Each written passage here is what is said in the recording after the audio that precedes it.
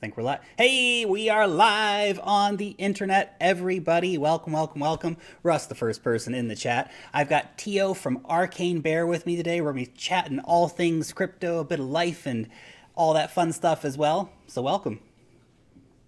Lark, thank you for having me. I really appreciate it. It's always great to be able to communicate with other creators and the rest of the community, because it's such a beautiful space, and the human potential that it feels like is so ripe, and the catalyst, I think, lies almost directly in the releasing of the friction of some of this stuff. So I'm very grateful to be able to chat with you tonight. Absolutely. And I feel like so much of that passion gets lost in this kind of false sense of getting stuff and acquiring happiness through getting more stuff. And a lot of people, and hey, I'm not gonna have money. Everyone likes to be comfortable. Everyone likes to, have the adequate amount of stuff. But in terms of getting out there and getting your Lamborghinis and all this stuff, it actually lose the empowering factors of new technology, which is a very interesting thing that compels me a lot to keep, coming out here and doing videos every day. What keeps driving you to make videos? I think a lot of it comes down to some of the more qualitative aspects of life, like you were mentioning, that the drive. If you've ever had the opportunity, the burden and the pleasure to exist with the responsibility to have that much money, it's not all that satisfying.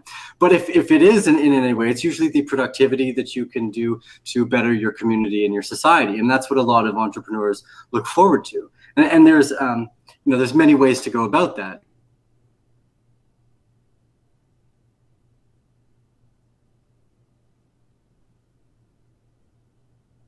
Trade brand really boosted their appeal, and it opened up an entire new market for basically emerging countries to sell their coffee beans at an international level. And so it brought a lot of commerce, and that's a deeply inspiring movement part of, and I think this blockchain space has many aspects of that. And then it's not really just an evolution of tech, it's an evolution of humanity. And that we need to remember that, regardless of whatever the tech is doing, we are we're looking to lead richer lives together, to consciously create and enjoy, because that's where a lot of the tech should lead to, is that there's more free time for creativity and for conversation.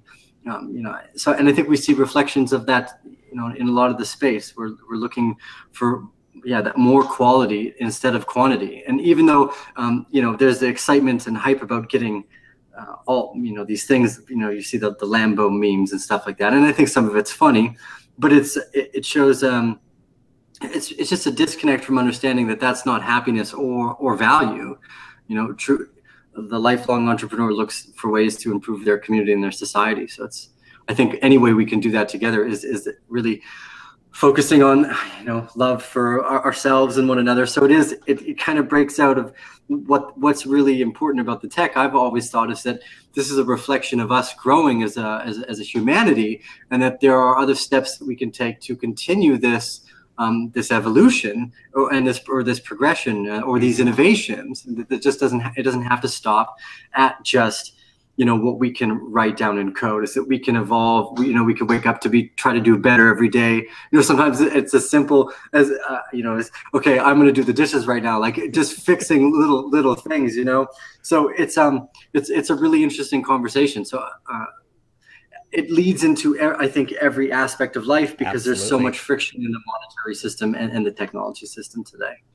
Well, that's it. And this is what drives me to be so interested in the new technology, because the new technology can be incredibly liberating, because we see the financial system we have right now, and it's just not delivering for people. A very tiny fraction of people are doing really well.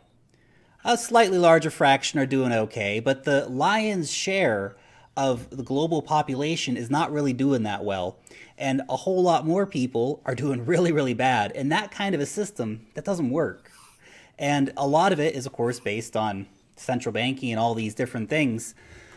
But the ability to change finance and to let people express themselves, all of this has power. And removing the gatekeepers of connectivity by decentralizing systems is actually really big in terms of being able to empower people globally, enable global commerce, and all these things. It's really exciting actually to be involved in cryptocurrencies, especially at this early stage. Yeah, the when we remove friction from systems, the outputs become a lot higher, and then because there is a like some statistical evidence that the innovators that really innovate usually provide I think Buckminster Fuller said it, usually 1 in 10,000 can produce an innovation for those 10,000 so that they don't have to necessarily work at that same capacity. And you see different drives and people's focuses, and there seems to be some type of natural balance. You see it in the universe itself. Certain stars will just gather more mass because they have more mass as they move forward. It almost seems to be a part of intrinsic nature. So I think part of the progression of that conversation is then, how do we, reallocate that extra output that comes as we release the friction? Because decentralization, that gatekeeper is acting as a friction that's holding a large amount of economic energy moving into new sectors through basically totally outdated styles. Like the SWIFT system makes no sense. So I think it obviously was inevitable, and I try not to be too harsh of a critic on any of the old systems either, because even though they're almost totally deadly by nature, I think a lot of the human species, we look for governance models, and that's seeing the new evolution of potential governance models, the way media is produced, the way money technology is funded, everything's become more egalitarian. The ability to live stream, to create content, this all used to be out of the range of someone like myself, but now we can, with a $180 camera and a decent internet connection, I can jump online in the middle of the jungle. So we've reached a point where the technology has brought that decentralized egalitarianism to almost every field and practice, and we're starting to see advances in the medical system, in the medical sector. We see more movements in the socio-political world. So I think as we unleash this friction in the financial sector and the energy sectors, all the tech sectors, it's a really huge development of human experience, and I think this is one of the most important times to be asking ourselves a lot more of those deeply philosophical questions about how do we make this progression humanely. People. So it's a beautiful time because it's a great time to join in the conversation. So absolutely. Well, one thing that I find very compelling, and we kind of skirted around this idea earlier, and someone here in the chat's saying we don't look for governance models. Most just want to pass responsibility on to someone else, and I can kind of vibe with that in the sense that right now you have a lot of people globally who are working, let's say 2 jobs or whatever it might be. They're incredibly busy, but at the same time, all these people who are working a lot of these kind of service level jobs or manual labor jobs, or even a lot of jobs that we think are really high level, like being a doctor or being a lawyer or whatever it might be, everything's going to be replaced by computers in the next 20 or 30 years. In our lifetimes, we're going to see mass unemployment on a level never seen before. But that doesn't have to mean that we're going to move to a situation where people don't have jobs. And that's not something to be afraid of. This is actually a moment of extreme human empowerment. We no longer have to be slaves to jobs, slaves to paying off house mortgages and all these things. We can actually let our creativity as a human species explode and get out there and say, hey, I want to do art, I want to do music, I want to connect with communities around the world, I want to travel and all these different things, and actually let that be the way that we can actually make a better world. And in terms of governance, blockchain governance can be absolutely massive, but nobody has time for that crap right now. They don't, even if you get a tiny reward for it. But blockchain governance on a global scale, when everybody has time because they don't need to go to a meaningless 9-to-5 job that they hate, that's different.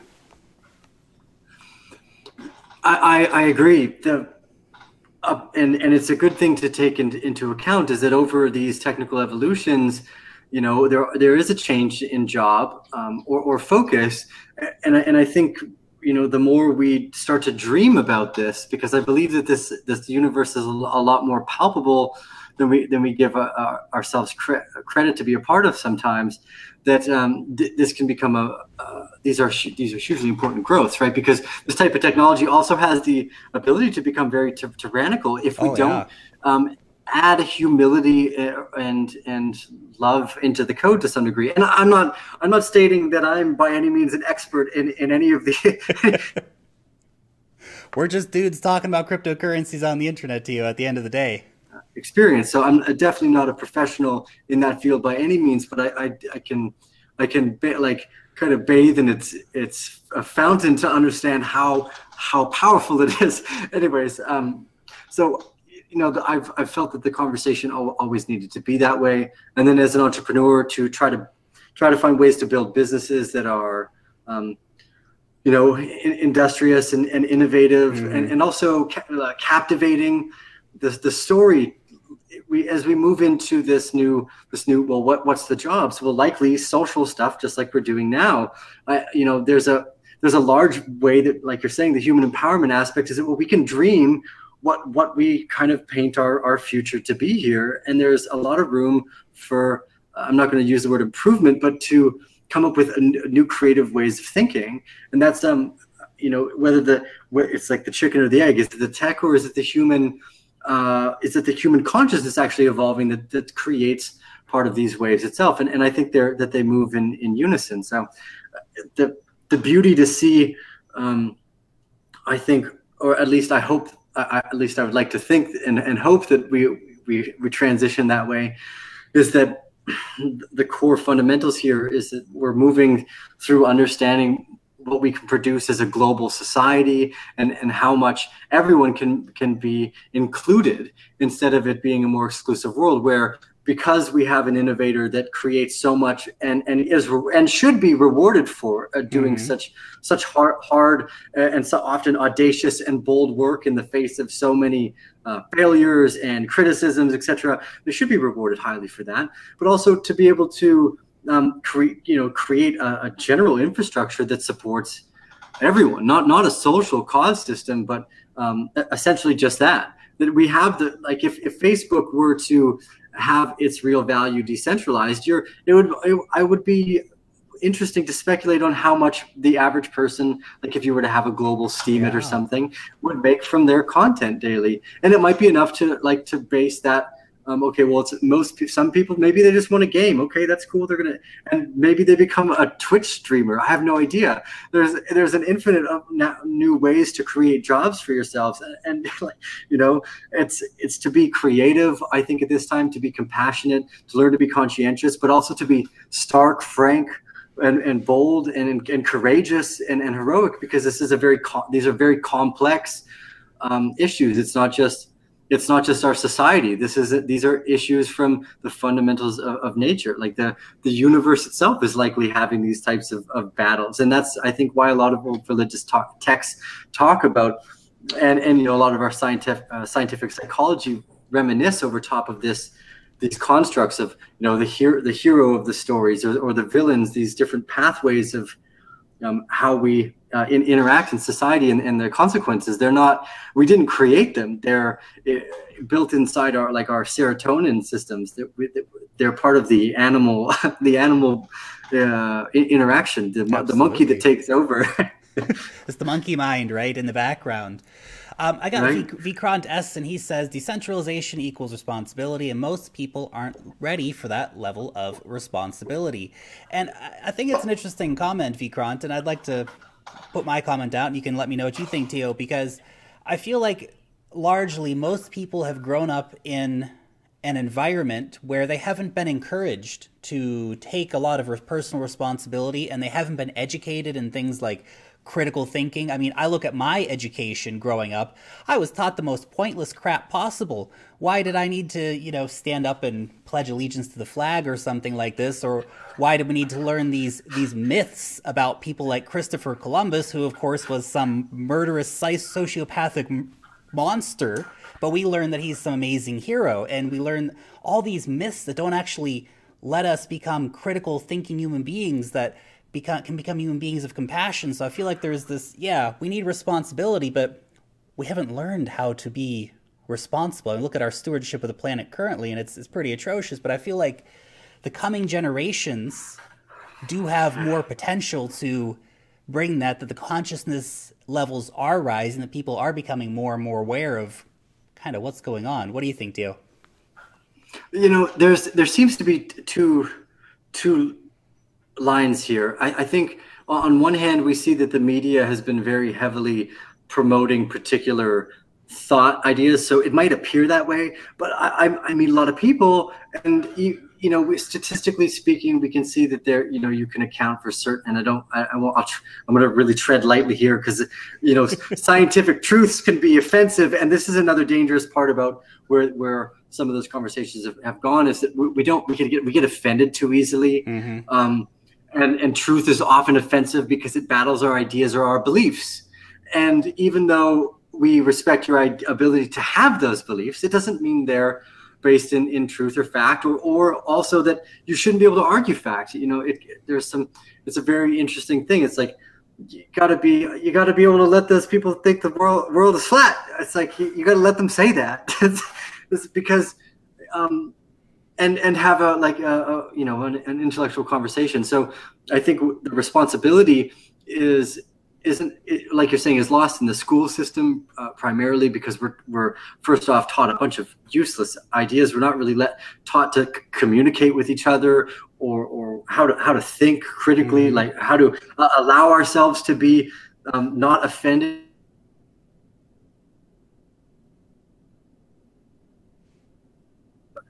Because values and fact become very vague in difference and understanding at that point too. So even though I think the media looks like there's a lot of people that don't understand what's going on, I think at the core, like at the heart of a lot of this, that the community, like the person in their core understands it, because I think the human compassion levels are very high on the majority of the people, like around 70 to 80% of the people.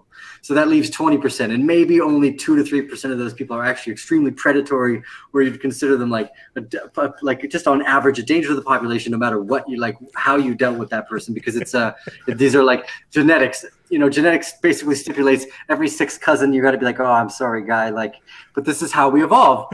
This is how, you know, there's countless cases of genetics being like being able to stop malaria, or you know, or certain races have higher IQs, or these people are immune to tuberculosis. Mm-hmm. But there's also severely negative side effects to the people that live in that particular genetic family that have an alteration of that genetic evolution. So there's dangers to everything in society, and I think I'm pretty positive that the majority of it is actually quite benevolent, not malevolent. They're not out to screw with everyone, and it's just about engaging more of those conversations. We see it in long form content, podcasts like Joe Rogan. This, I think, as we notice how many people enjoy, like myself, enjoy that content, is because people are starved for a good intellectual conversation and to dig deeper into, instead of just the surface layer where you're used to like such short snippets of ideas where it's all clickbait. You know, I think we're starved for authenticity. Mm-hmm. You know, and that's I think this is what that decentralization is a big part of, is that because of this, we need these tools, because this is what we're going through. We're battling our own, because governance systems will function at a more municipal level, I think, a lot better than at a large scale. That's where they fail. Absolutely. Let local communities make local decisions. You can get all fun about it too. You know, the cost of someone just putting a staircase in, where when the government does it, you know, they have to get all these permits, and then they have to get it checked by this guy for checkers to checkers, and it's really a redundancy in the municipal world to paint my road. You know, instead now they go through a dangerous process to repaint it every year, where for 6 months out of the year my road's not painted, and it's very dangerous. It doesn't make any sense, where I would just paint it once, it will last for 10 years and no one would touch it. So you could vote, I think, a lot easier with protocols. But again, it comes down to, I think we really have to take responsibility for the fact that we're starting to mesh a deep part of our consciousness with the way we produce our society, and that can be dangerous, because we've seen tyranny take over too, and that we're all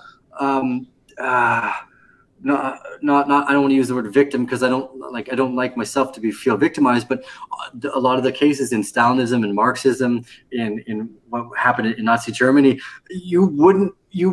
everyone wouldn't be the person thinking I would be the person doing that. But the sad part of the situation is that we end up becoming those people because we're based off a lot of survival, and it becomes very difficult when things become an ideological conversation. So we live in such crazy times, and this is a solution, but it can also be a very detriment. So I think we have to be very conscious about being, trying to take as much of the humanity of what makes us so special and community support, and really bring it into the code. And that's something I know nothing about. I can conceptualize, but I can't write code. I'm happy we're live streaming right now, and like my camera plugs in. That's the best I can do. The thing is, there's a lot of projects out there that are doing really interesting experimentation already in a lot of these concepts. When it comes to governance, we see what EOS and Tezos are doing in terms of experimental governance. We see, for example, judgments, jurisdiction happening on the blockchain via projects like Claros with, a panel of your peers deciding things. And we see voting that's going to be coming to the blockchain to keep it, clear and transparent. But to hit back on a couple of ideas you were talking about there, we see so much like tribalism and division being sown. The media is so deeply responsible right now. And of course, they're the ones who control all the major media outlets and the ISPs and the corporations. Everyone's kind of in bed together, and everyone's got the same narrative moving forward. I saw a crazy statistic the other day that MSNBC this year has had 450 segments on Stormy Daniels and 0 segments on Yemen, which is beyond shocking. But then you wonder how people get so divided, and it's quite obvious they're not given real information, not encouraged to think for themselves. And obviously everyone here listening today, I mean, you guys were already, it's for the resistance, if you whatever you want to call it, right? This is the future of ideas sharing, is conversations like this, sharing ideas, putting out real value.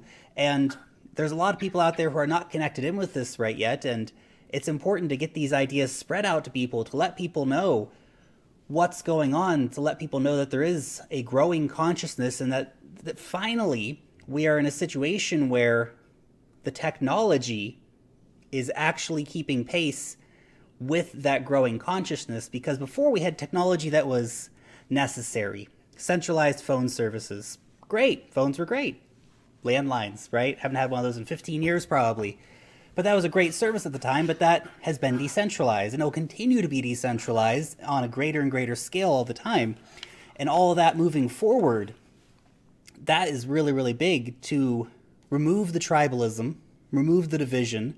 Once we can connect very easily with people all around the world, we're going to realize more and more we're all essentially the same, in that left-right politics, black-white skin, whatever you want to call it, name your god, all that stuff doesn't really matter. It's about a global human society being built. Yeah, I think the deeper philosophical questions often go, because there's that old saying, I forget exactly what it is, but you'll probably be able to help me out on this one. Basically, there are certain topics that are not allowed at the dinner table. And the reason it is because we go back to the idea that people are often offended by things that might unbalance their truth or their beliefs. Yet those are the things that are needed on constant recycling, basically, to really, really progress. And that, we've stubbed innovation in every market to some degree because of regulation. So governance is, it's come from a benevolent place. Like, we don't want to screw over the little guy. But the problem is regulation by force can also say, well, there's no room for the little guy. And that's there's all, like, this is the exact reason why we should be careful with some of this, because these are with any advanced tech, there's still like negative side effects to what we could potentially be playing with here, like the atomic energy. We're like, oh yeah, this is great, and then it doesn't turn out to be all that great. And so I think it's important to always mix a little bit of pleasure with the caution of the idea, because it's beautiful, but we like you said, we're in control of the way some of this gets done. So it's about these conversations at whatever scale, and then it's I think the philosophical concept of understanding decentralization too is important, because it's how the body functions. You have all these different cells. We're made up of 7 billion cells that are pretty much similar for the most part, yet they create all these different organs and they communicate as a whole. So even though there are centralized portions, like little communities that are working with each other to create this larger whole, everything is working for the greater good of that particular whole. And we're obviously a part of a system like that. Every animal hierarchy functions like that. And I think this is just such a big process of self-discovery, because we have the cerebral cortex advancing over some of the cerebellum, or the lower parts of, just survival eats. We started to develop the ability to realize that we can save for later. We can produce, things. That's where things like money were born. They weren't born out of wanting to take advantage of each other. They were born out of the necessity to likely create a better society, because I know if I can save, and if I have more, I can share with you, and that way sometimes if I have less, you might share with me. Like, there's positive benefits to saving and producing and working together. So I think a lot of it was created out of benevolence, out of like a good-hearted will. But again, like these systems have shown, is that if they turn down a negative path, it's like we can all end up in the crossfire very easily, and it's difficult to stand up and say no. So, and that's where we're at right now. I think that this technology, if we use it properly, can allow people to stand up and say no. The internet's done that. Things like Tor from the get-go have helped journalists. So what I like about it is that there's such a well-rounded conversation in some of the philosophical aspects, in the business world that we can create here. And I think in the dynamics of the people that originally invested in this space, that they were interested in seeing not just a revolution so that they could have more money, but so that there was a real change in the social world that we lived in. Because I feel better if other people feel better about, you know what I mean? Yeah. And it's a deep problem because you're trying to do your best, and it's a difficult part in life where a lot of the times that your main goal should be to take care of yourself and take care of your family, because otherwise you're spread too thin. But it doesn't need to be that way. I think we're moving into a world where we realize that we have access to almost everything that we need, and as we realize that, then we'll move more and more into the realization that quality of the life that we're living, and the appreciation for the small things, and enjoying the planet that we're already on instead of trying to explore new ones. So there's a beautiful I think rediscovering of ourselves that can take place here, and that's what I look forward to. That's why I wake up and create content, and focus on being a part of this space. Absolutely. Well, I think that it's really easy for a lot of people to get caught up in that outward in thinking, where it's dependent on what other people are thinking around them. And this kind of goes back to a little bit of the idea of the tribalism. And I remember there's this great scientific study they did where everybody kind of came together and they put 10 people in a room and 9 people were in on it, and they had a red square and everybody said that it was blue, and eventually the 10th person decided, oh, okay, it's whatever color everyone else says it is, because I don't want to be the one standing out. And we're all so worried about other people's opinions. But one of the strongest things that I feel you can do as a creature walking around this planet for the short time that we're here is to live from the inside out. Let your radiance just shine out for people. And that kind of energy will spread, and other people will see that and go, oh, wow, I don't have to agree with the crowd. I don't have to worry about what other people are going to think about me all the time. And to be able to empower people to that level, it's hard, because we've grown up in a world where we're constantly being told by a consumer-driven society, you're not cool enough unless you have this or that or the other thing. And that's outward in thinking. Buying the Lamborghini, to go back to the start of the conversation, I suppose, most people don't buy a Lamborghini in order to feel good about themselves. It's not like, oh, I'm so happy, I want to shine this radiance of my Lamborghini out to the world. If there was no one around to see that Lamborghini, a lot of people probably wouldn't buy it, because it's an outward in thing. They want to impress people, right? And that's tricky when it comes down to it. Now, I want to move the conversation a little bit to talking about really Central America, but also going down to South America a little bit to Venezuela, because right now you live in Costa Rica, which I think is fantastic. We were just talking a little bit about where you live before we started, and the sloth out in your garden and all that stuff, which is absolutely fantastic. Now, as you've been going around Central America and your experience living there, how is crypto actually being adopted there? Do you see a lot of people with interest in Bitcoin? Do you see any blockchain projects being launched or utilized in Central America? Yeah, so in Costa Rica, we've got Panama as one of our next door neighbors. So when I first visited Panama last year, there was a Venezuelan I met named Jorge, started Crypto Buyer. They were one of the original exchanges out of Venezuela when some of the hyperinflation originally started to take place. They have a little boutique center where you can buy your sushi, you can get your haircut. All the stores around his blockchain kind of education center called the Panama Embassy, Blockchain Panama Embassy. You have to double check. Google will check it. Yeah, I'm sure. I've seen a picture about that somewhere. And so there's little niches which are growing, and in Panama there you've got your ATMs. Here in Costa Rica, we had a local music festival that had a Bitcoin ATM, so you could take money out and in with the Bitcoin ATM. So you could put Bitcoin in and get money out, which is pretty cool. That now sits at the local restaurant by where I live at. Cool.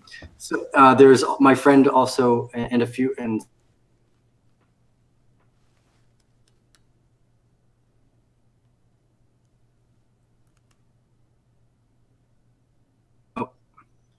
He owns a mining company in Costa Rica. So the Monkey Coin guys who I'm friends with are starting to open an office here as well. So we see that the early adopters are starting to put the foundational work in.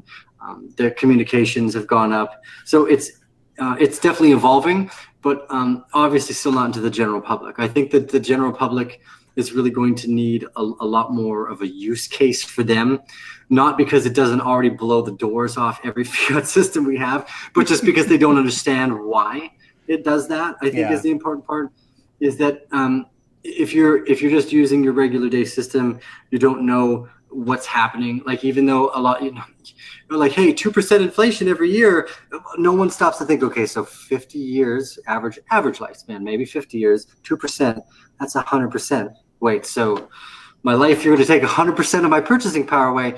I think we intrinsically hear those robbery lies, and that because they're coming from an authoritative figure, we just accept them. There's a lot of scientific studies that show people will do atrocious things from just someone that's wearing like a white scientific coat, because our psychology is built to look at hierarchy at a very, very like a very ancestral level, like back to lobsters and like billions of years ago, So we're dealing with a lot of archetypes still that are very primal, regardless of how conscious we are. So taking them into account is the best we can do, because we can't escape them. It's not like we can write them out of our history. We can't just plague them over and say, oh, well, I don't believe that, So I think the next big steps here are really building businesses that are more productive for each other, because then it alleviates a lot of the communication errors that we have in capitalism, where we lose a lot of youth into thinking poorly about the system and actually coming up with something productive for society, because it seems almost hailingly impossible to do good in the world often. And it's something that I've been studying and battling with, and it's fun because well, first off, I don't like doing anything easy. It's why I play music. Look for something difficult and do it for 50 years, and enjoy the challenge. And we create all these for-profit models to create technical devices, but we haven't really bumped into the doing good for other people space. We haven't gone into the charity world and really started to revamp. And it's been one of the things that's been inspiring me, because I think there's a real possibility for media and awareness to do a massive, great deal of work for bringing that. People, the 1% movement was so ridiculous, and I hope I don't digress too far. But essentially, it's not that hard to sit up at the 1%, and I enjoy it. So I don't think that that's a problem. I think you should be rewarded for creating for creating rich ideas and providing valuable services to the community. So I started doing all this research about the difficulties in the MPO and the NGO space, and we have this odd differentiation where we've come to the conclusion that frugality, like not spending money on doing something good, is actually better than creating business models around how we can be productive and really hire the talent necessary to come up with these good ideas. Because I've been an entrepreneur for a few years. I've managed a few different styles of marketing, and I know that I can make a few $1 million a year selling like yoga ball chairs or bass guitars and stuff like this. And no one would ask 2 questions about anything that I'm doing. But you go in to try to help people in any of these spaces, and you're looked down upon as if it's a bad idea to spend money on marketing and advertising. But all the evidence proves the opposite. Because you raise more money, you actually do more for the cause as you go, because you're able to raise more awareness and bring more attention. And it's been kind of saddening to see, but it also more empowering, because I know that, like we were talking about, this isn't about the money. I have a local beverage company here. It makes enough money for me to live. Like, it's around $2,500 a month. It's about hopefully going to go national next year, so should maybe even like 10x that or something. But the point of it is, I'm quite happy to just sit in Costa Rica and not be kind of ostracized for being an innovative thinker and pushing outside of the box, when really this is another area that needs innovative thinkers. It needs talent and creative ideas brought to it, and that this type of technological community was the ideas that were geared and aimed to support it. So why, it seems like the perfect idea to do some of the fun stuff. So we've been planning, what we call kind of like cause marketing, blockchain, social impact ideas, where we look at community collaboration as well as brand support to look at specific ideas. So part of one of the problems with the MPO and NGO space is because we've become so technical, we've lost the humanity aspect of why we give. And the media platform gives us the perfect opportunity to go in and really capture the compassion and the work being done too, because that really should be the measure. It's not, oh, how much money did you spend on your CEO? It's like, well, what did you do? What value was delivered by that CEO? Yeah, exactly. Every other business model does that. It doesn't. So it's. I think it's a banner and a flag that I'm really excited to wave. We've found support. We helped Monkey Coin, some of the Venezuelan people there, along with Digibyte, raised $25,000 for them to do some work with orphanages. But my goal is to build strategic campaigns that have long legs and support, because you can't just teach, you can't just fish for someone, right? And that's essentially what all that is still. If you want to go in, you got to go in and teach people how to fish. And to do that, you need to be able to afford CEOs that cost around $500,000 a year at least, because those are the people. Those people are otherwise attracted to almost every other industry. An average Stanford graduate 10 years out, makes around $500,000 a year. So it's actually smarter for them to continue on their regular path and can receive accolades and do quite well, and then give $100,000 a year to the charity, sit on the board, have more power than the CEO of any of the medical or hunger charities or any of the other people that are just trying to do good in the world. And be labeled as a philanthropist and get like another $50,000 as a tax rebate, likely because of the NPO investment. So I think we really have to develop the stomach for realizing that our belief systems are often misplaced, and that the more often we do that, the more innovative we can become, and that every industry and sector right now is just starved for that. Just like this, that innovative conversation that says, okay, let's put our boundaries down for a second and see how far we can go to the conversation and not be offended, because it's important to see what comes out of real value, of real quality, because otherwise we're gonna get caught right back in the old problems we've always had as humans.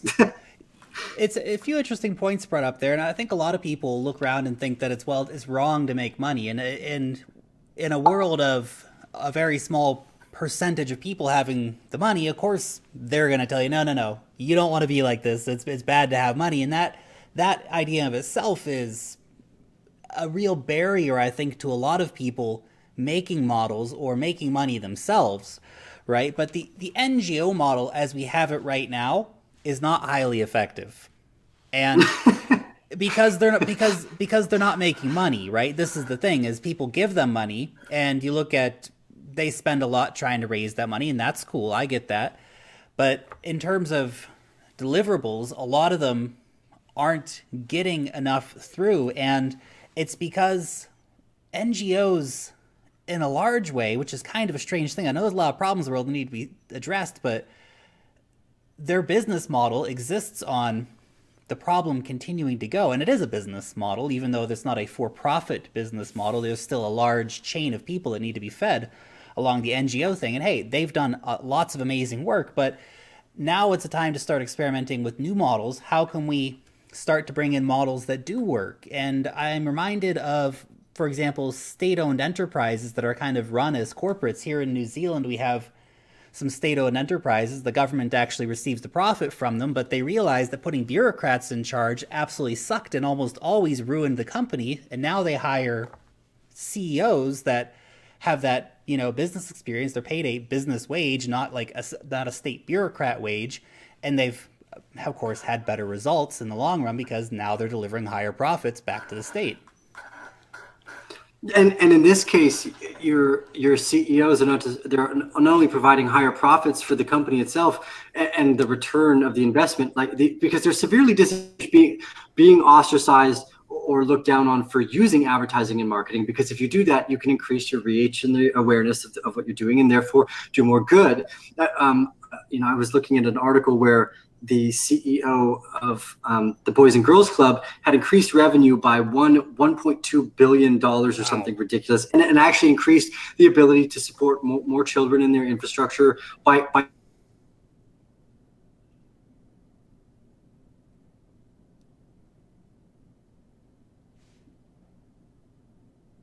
nothing in the business world in comparison. But if you look at it from, okay, well, if these people are just overhead, if she's only getting, okay, well, we're going to hire a CEO that only gets paid $200,000 a year, but they don't bring in that extra $1 billion of revenue. Well, the majority of it actually goes back to creating more facilities for the Boys and Girls Club and hiring more staff, and then being able to support more people. They're at a severe, we need to really change the way we look at how it's done, because these people are there's a way to be rewarded for all the good things. It's every other business model functions this way. So it's severely I think entangled in an older kind of religious viewpoint of how we thought we should give, whereas we have to look at this as a business, because this is a very large scale problem. These are massive problems, and if we don't look at it, and these NGOs, these NPOs, they pale in comparison to like Apples or Amazons. Why don't we have Apples and Amazons that are able to help people? And I think we likely could if we really allow those, like our morality to correct its compass and say, okay, if you spend that extra $350,000 on marketing and advertising, that raises you an extra $500 million, good. That's how you should spend the investors' money into that campaign and that cause, and think outside the box. And you should be given the same amount of leeway. Like if a company is given like sometimes 3 to 6 years, Amazon didn't return anything in their company for the first 6 years, but people were able to be patient. So if you were to do that in the NGO space, like, oh, we tried one fundraiser, didn't work, so we're building other profitable. They'd be like, oh, you're like a parasite to this. It's like, we can't do that. we have to be way more emotionally supportive and understanding of innovative thinking in absolutely every field. And that's what my focus is going to be, trying to do that. So we're working on going to build a well in Kenya with a blockchain company. We're in chats with another one to do some more large scale stuff, because they are going to be putting up all of the Telcel infrastructure. So my goal here is to create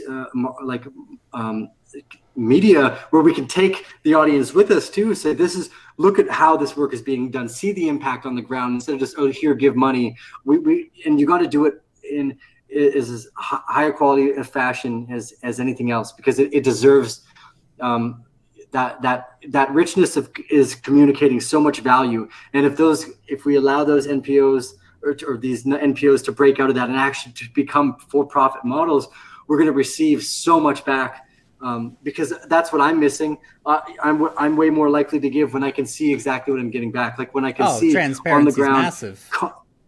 I'm going to go on, and so I think it's a beautiful way to it's like instead of telling everyone why everything's wrong and broken, it's like, let's go and see how we can fix it together, and what we can do with different companies, different people. So excuse the long rant there. I'm very passionate, but I just light on fire. Passion's good to you. This actually reminds me a bit of some projects that I've looked in terms of like peer-to-peer lending as a simple example. The dude in Venezuela or in Rwanda or wherever isn't necessarily looking for charity. A lot of people have a lot of pride and they don't just want to take a handout. And that's something to keep in mind. But a lot of people, they would take a loan. They would say, hey, if you can loan me $500, I promise I'll pay you back, and you can have it locked in the blockchain escrow, whatever. And there's all kinds of different solutions in terms of verifying the credit score and all this person, all this stuff, all that can come into play. But instead of just giving that person $500, because remember, a lot of people, they don't want handouts. They want help, and they want to be empowered. They want tools.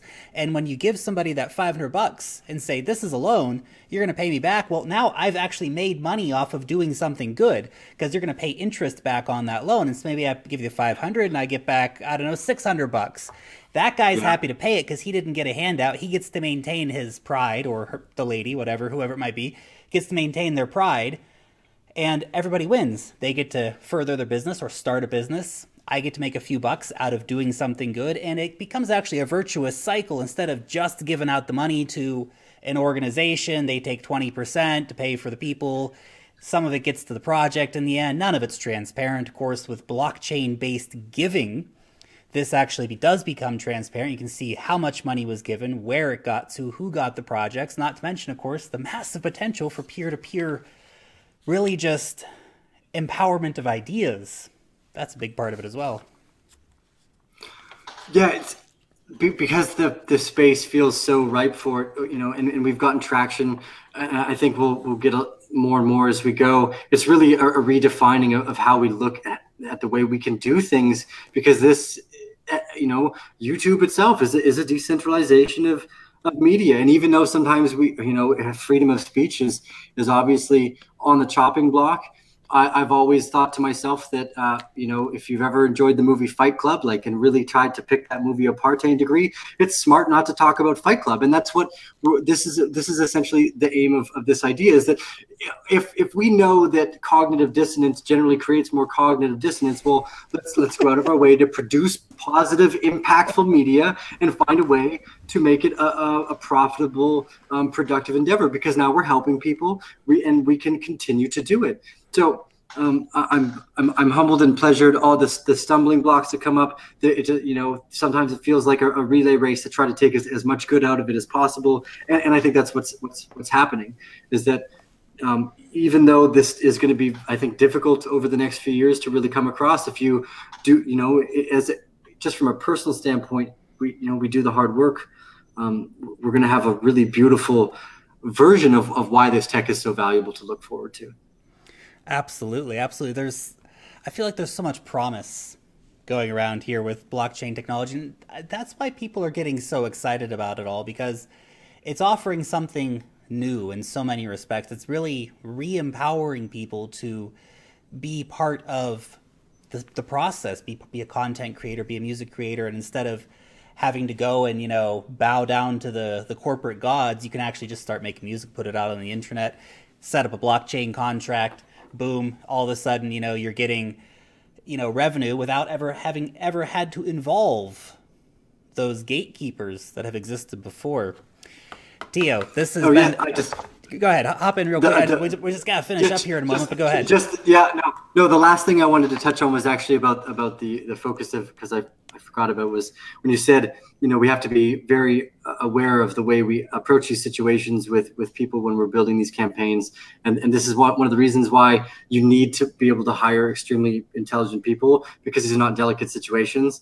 This is you have to be very explicit and implicit, because you're trying to include everyone. And that's, I think important, because as soon as you start to use words even like charity or humanitarianism, them's fighting words.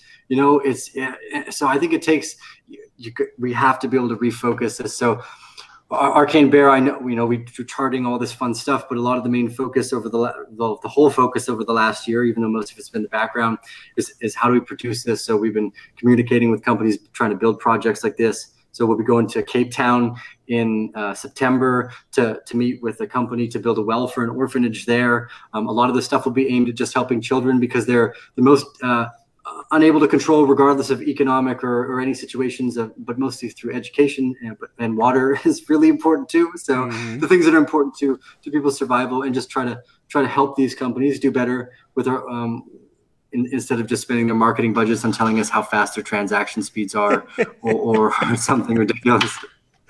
That's it. You actually have to get in there and find what is the application. How is this actually going to do something? Because a lot of people promise a lot, but delivering.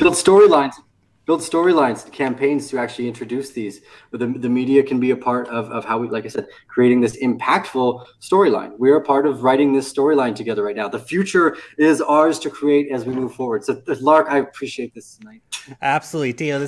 We could do this for hours, man. But in respect of everyone's time, we'll have to finish it up there for today. But this has been a lot of fun. If you haven't heard of Arcane Bear yet, there he is right there. So go ahead and check out his channel. He's always doing really interesting vlog updates from his travels around the world and stuff. So make sure you go over there, check it out, follow along, and join the fun. Everyone, Tio, thank you so much for coming along. And everyone, long live the blockchain, and peace out till next time.